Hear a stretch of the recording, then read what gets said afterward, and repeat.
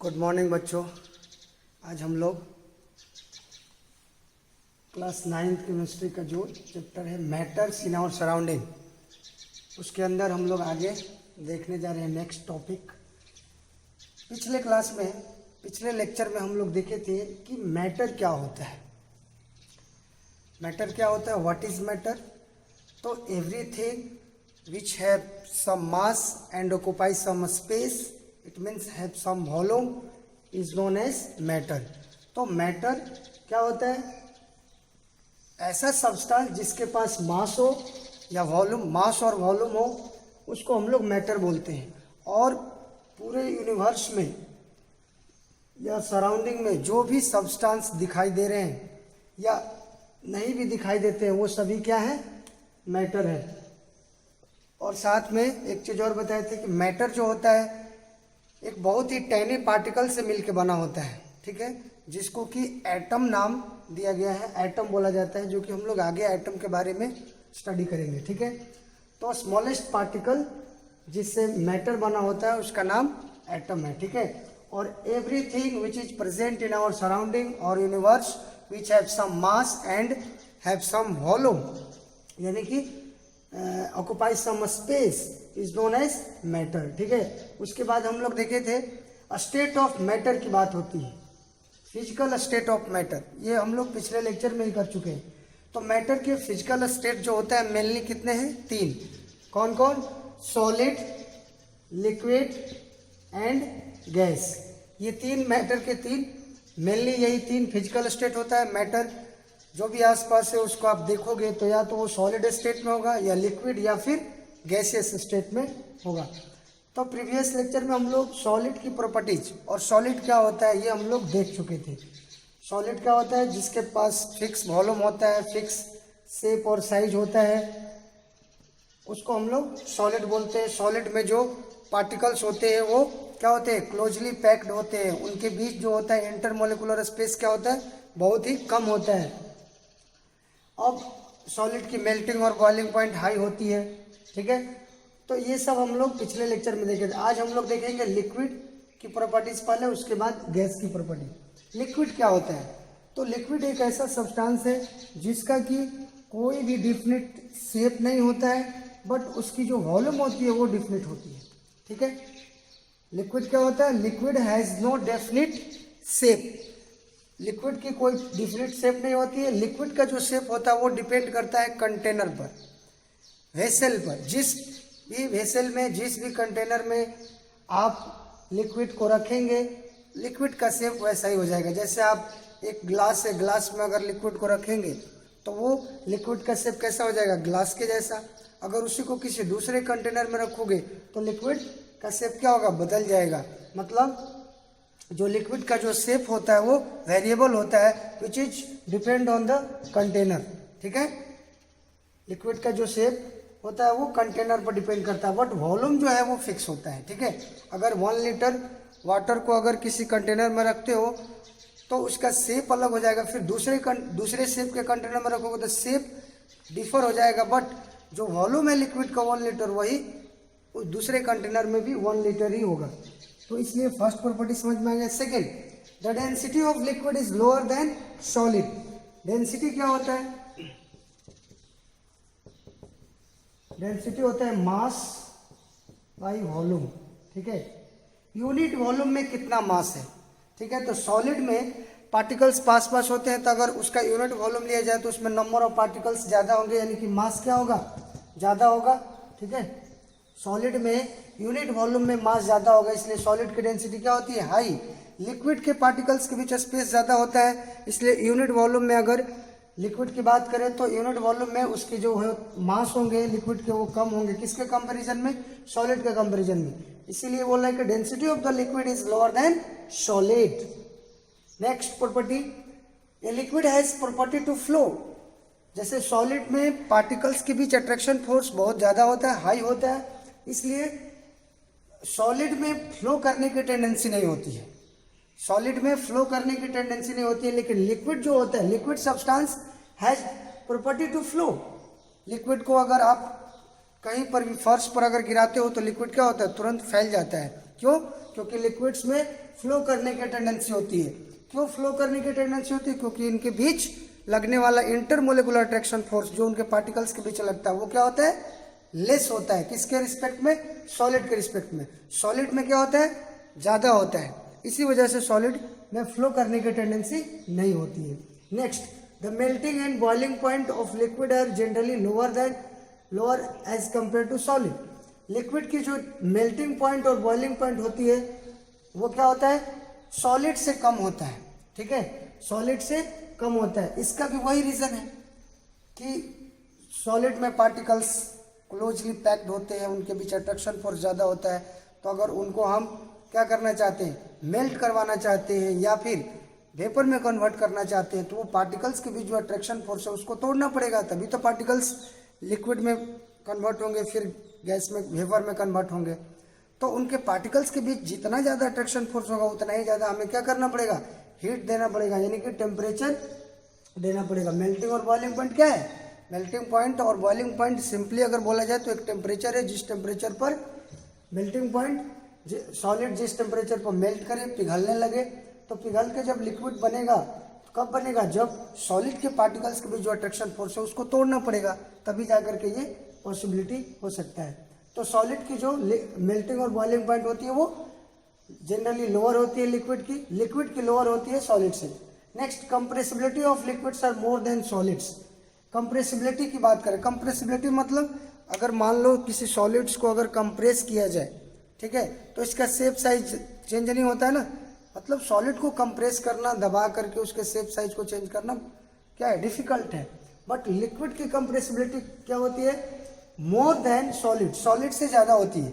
अगर आप बैलून ले लो या फिर पॉलीथीन ले लो, उसमें अगर लिक्विड को आप फिल करते हो, फिर उसको आप इजीली कंप्रेस करके उसका शेप साइज चेंज कर सकते हो, नहीं? तो कंप्रेसिबिलिटी क्या होती है? लिक्विड की ज़्यादा होती है सॉलिड से। इसका भी रीजन वही है, क्योंकि पार्टिकल्स दूर दूर हैं तो कंप्रेस इजीली किया जा सकता है। Intermolecular attraction force in liquid lower than solids. Liquids में जो इंटरमोलिकुलर फोर्स होता है पार्टिकल्स के बीच वो क्या होता है? लोअर होता है सॉलिड के रिस्पेक्ट में। ये हम लोग पहले देख चुके हैं, वो जो डायग्राम से हम लोग देखे थे। ठीक है, ये जो मान लो ये हमारा लिक्विड्स है, तो लिक्विड्स में पार्टिकल्स थोड़ा क्या होते हैं? दूर दूर होते हैं। अगर यहाँ पर अगर हम एक सॉलिड बना ले तो सॉलिड में पार्टिकल्स क्या होते हैं? क्लोजली पैक्ड होते हैं। ठीक है, इनके बीच स्पेस कम होता है। ठीक है, तो ऐसे मैं दिखा रहा हूँ। ठीक है, और ये जो हम सर्कल से दिखा रहे हैं वो हमारा पार्टिकल्स है। ठीक है, जिससे कि मैटर बना होता है। तो यहाँ पर आप अगर इसको लिक्विड मानते हो और ये हमारा अगर सॉलिड है, तो आप देख सकते हो सॉलिड में पार्टिकल्स के बीच अट्रैक्शन फोर्स ज़्यादा है, इसलिए पार्टिकल्स क्या है? एक दूसरे से चिपके हुए हैं। ठीक है, और यहाँ पर पार्टिकल्स के बीच क्या स्पेस है? तो ठीक है, स्पेस है। तो वही बोल रहा है कि इंटरमोलिकुलर क्यों स्पेस ज़्यादा है? क्योंकि इंटरमोलिकुलर अट्रैक्शन फोर्स उनके बीच कम है। अगर अट्रैक्शन फोर्स ज़्यादा होता तो वो पार्टिकल्स क्या होते? एक दूसरे से चिपके होते, लेकिन ऐसा नहीं है। तो लिक्विड में इंटरमोलिकुलर अट्रैक्शन फोर्स लोअर होता है सॉलिड के रिस्पेक्ट में। नेक्स्ट प्रॉपर्टी अगर देखा जाए तो स्पेस की बात हो रही है, तो फोर्स अगर कम है लिक्विड में, लिक्विड्स के पार्टिकल के बीच अट्रैक्शन फोर्स कम है, तो स्पेस क्या होगा? ऑब्वियसली स्पेस जो होगा वो ज़्यादा होगा लिक्विड में सॉलिड के रिस्पेक्ट में। ठीक है, तो ये था हमारा लिक्विड की प्रॉपर्टीज। लिक्विड का अगर एग्जांपल की बात करें तो जैसे हमारा बहुत सारे एग्जांपल है, जैसे वाटर हो गया, example of liquid water, milk, petrol etcetera. ठीक है, अल्कोहल भी आप ले सकते हो इसमें।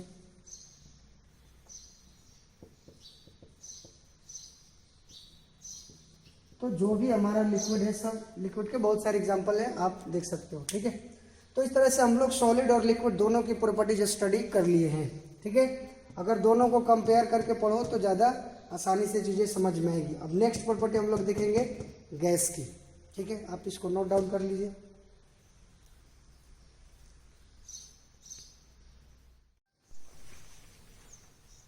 तो नेक्स्ट हम लोग गैस की प्रॉपर्टीज स्टडी करने जा रहे हैं। ठीक है, गैस क्या होता है? तो गैस आप देख सकते हैं, जो भी एयर में बहुत सारी, air is a mixture of many gases, तो बहुत सारी गैसेस एयर में प्रेजेंट है।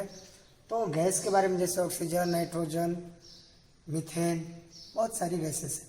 तो गैस की अगर प्रॉपर्टीज़ की अगर हम लोग बात करें, गैस क्या होता है, तो गैस की प्रॉपर्टीज की अगर बात करें तो gas has neither definite shape, ठीक है, और नॉट डिफिनेट वॉल्यूम, मतलब गैस का वॉल्यूम और शेप दोनों में से कोई भी फिक्स नहीं होता है, ठीक है।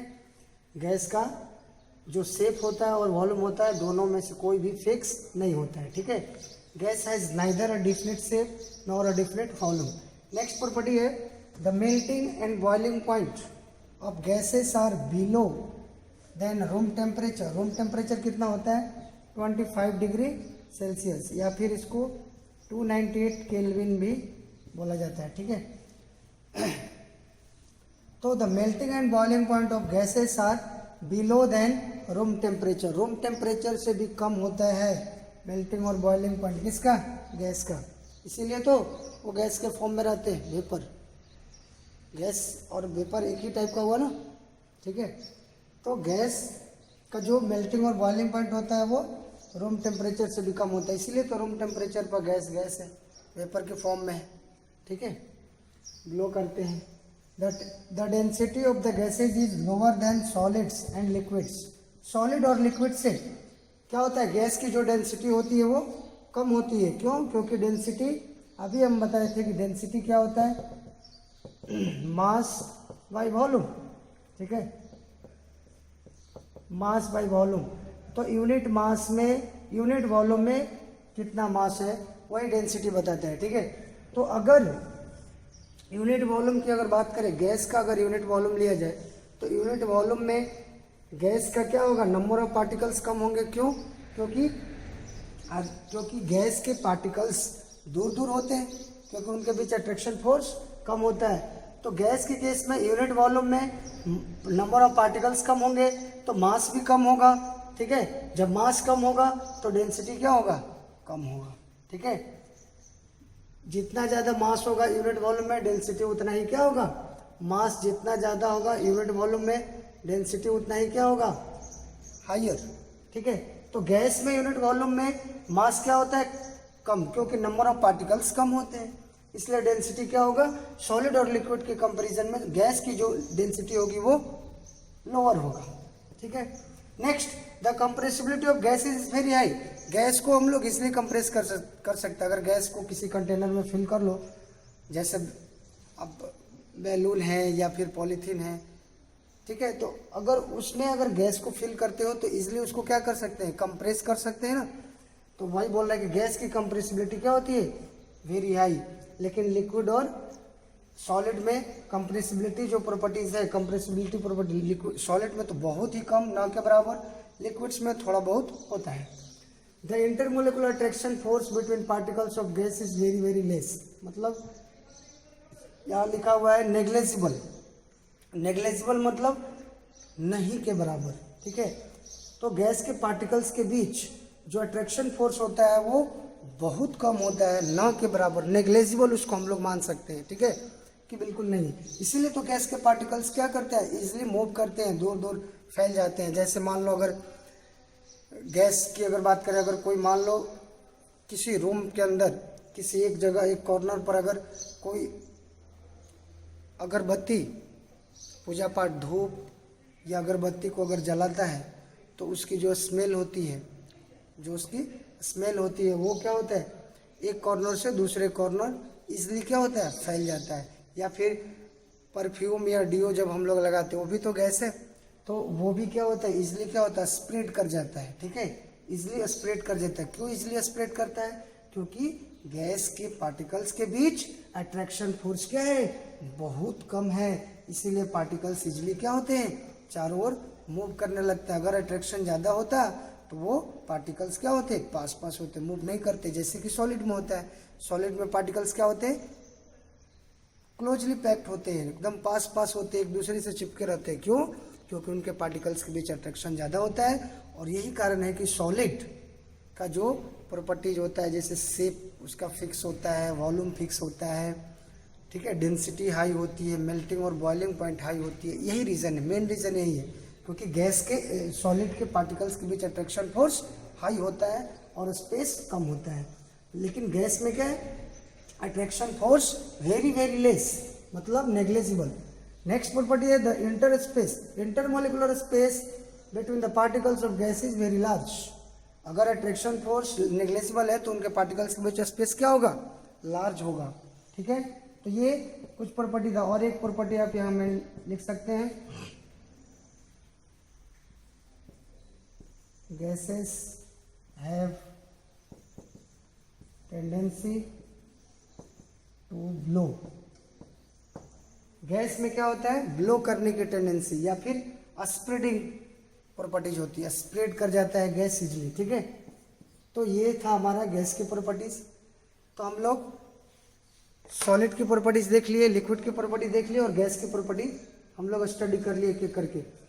मैटर क्या होता है ये हम लोग देख लिए, व्हाट इज मैटर, मैटर के डिफिनेशन हम लोग देख लिए, मैटर क्या है अच्छे से इसको समझ लिए। उसके बाद मैटर का जो फिजिकल स्टेट होता है, मेनली 3 ही फिजिकल स्टेट है, सॉलिड, लिक्विड और गैस। ठीक है, और तीनों को हम लोग तीनों की प्रॉपर्टीज को स्टडी कर लिए हैं। ठीक है, तो अब आप इसको नोट कर लिए, उसके बाद कुछ पॉइंट्स और हम लोग इसमें देखेंगे। आप इसको पहले नोट डाउन करें।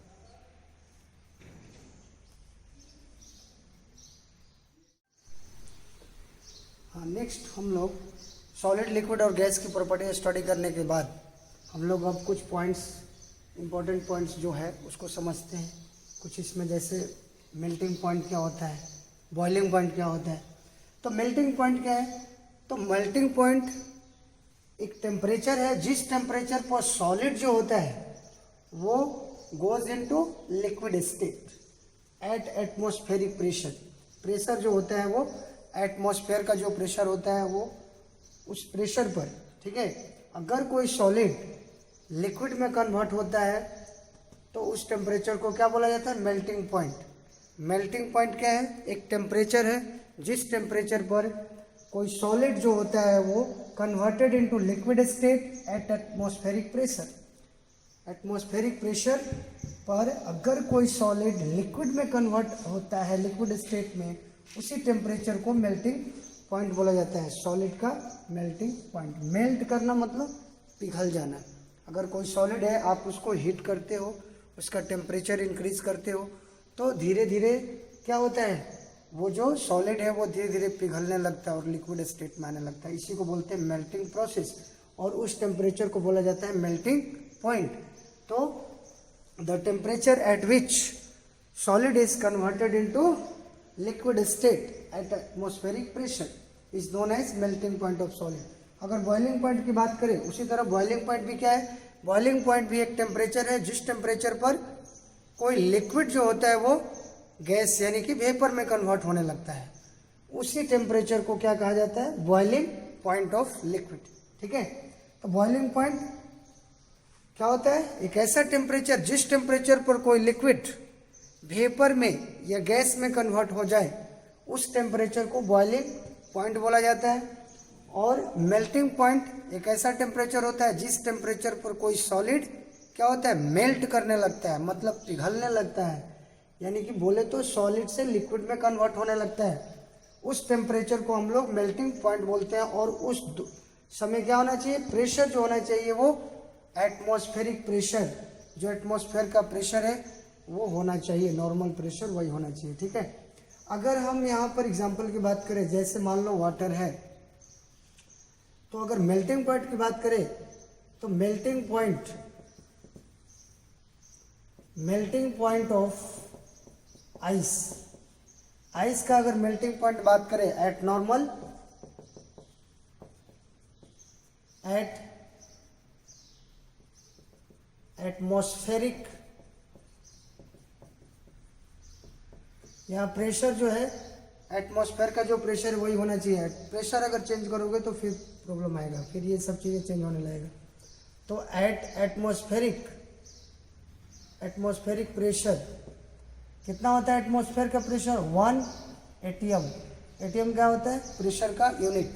ठीक है, तो एट एटमॉस्फेरिक प्रेशर पर मेल्टिंग पॉइंट आइस का कितना होता है, 0 डिग्री सेल्सियस। ठीक है, 0 डिग्री सेल्सियस, ये सेल्सियस क्या है, टेम्परेचर का यूनिट है। ठीक है, और अलग अलग भी यूनिट होता है, जैसे केल्विन में अगर बात किया जाए तो केल्विन में कितना हो जाएगा, 273 केल्विन। ठीक है, और फ़ारेनहाइट की अगर बात करें तो 32 डिग्री फ़ारेनहाइट। तो अलग अलग स्केल होता है टेम्परेचर को मेजर करने का, ठीक है। मेजर करने के लिए जैसे डिग्री सेल्सियस है, केल्विन है, फ़ारेनहाइट है। तो अगर आइस की मेल्टिंग पॉइंट की बात करें, आइस की मेल्टिंग पॉइंट की बात अगर डिग्री सेल्सियस में अगर पूछा जाए तो 0 डिग्री। अगर केल्विन में अगर कोई पूछे कि आइस का मेल्टिंग पॉइंट केल्विन में कितना होता है तो 273 केल्विन। और अगर फ़ारेनहाइट में कोई पूछे तो 32 डिग्री फ़ारेनहाइट। इसी तरह अगर बॉइलिंग पॉइंट की अगर बात करें, बॉइलिंग पॉइंट ऑफ वाटर की अगर बात करें, वाटर की बॉइलिंग पॉइंट, तो किस टेम्परेचर पर वाटर बॉयल होता है, मतलब कितना डिग्री सेल्सियस पर वाटर क्या होने लगता है, वेपर में कन्वर्ट होने लगता है। तो ये तो पता ही होना चाहिए, कितना डिग्री, 100 डिग्री सेल्सियस पर। यहाँ भी टेम्परेचर जो होता है वो नॉर्मल प्रेशर ही होता है, एटमॉस्फेयर का ही प्रेशर होता है, ठीक है। अगर इसी को आप अगर केल्विन में अगर पूछा जाए बॉइलिंग पॉइंट ऑफ वाटर तो होता है 373 केल्विन, 373 केल्विन। और अगर फ़ारेनहाइट की बात करें तो 212 डिग्री फ़ारेनहाइट। अब देखो आगे हम लोग इसी चैप्टर में हम लोग देखेंगे कि डिग्री सेल्सियस को केल्विन में, फ़ारेनहाइट में ये कैसे चेंज किया जाता है, ठीक है। अगर हमको डिग्री सेल्सियस में वैल्यू पता है तो फिर हम उसको केल्विन में, फ़ारेनहाइट में कन्वर्ट कर सकते हैं। फ़ारेनहाइट में पता है तो केल्विन, डिग्री सेल्सियस में कैसे कन्वर्ट करेंगे, ये सब हम लोग आगे इसी चैप्टर में देखेंगे, ठीक है। टेम्परेचर का जो यूनिट है उसको फार्मूला है, उस फार्मूला से हम लोग क्या करते हैं, एक स्केल से दूसरे स्केल में इसको चेंज कर लेते हैं। तो ये था हमारा मेल्टिंग एंड बॉइलिंग पॉइंट। तो दोनों मेल्टिंग और बॉइलिंग पॉइंट क्या होता है, एक टेम्परेचर होता है, ठीक है। मेल्टिंग पॉइंट एक ऐसा टेम्परेचर जिस टेम्परेचर पर सॉलिड लिक्विड में कन्वर्ट हो। बॉइलिंग पॉइंट एक ऐसा टेम्परेचर जिस टेम्परेचर पर लिक्विड गैस में या वेपर में कन्वर्ट हो, ठीक है। तो ये आप पॉइंट ध्यान रखना। और यहाँ वाटर का बॉइलिंग पॉइंट 100 डिग्री सेल्सियस ध्यान रखना है, मेल्टिंग पॉइंट आइस का 0 डिग्री सेल्सियस। तो आज इसको आप नोट डाउन कर लीजिए।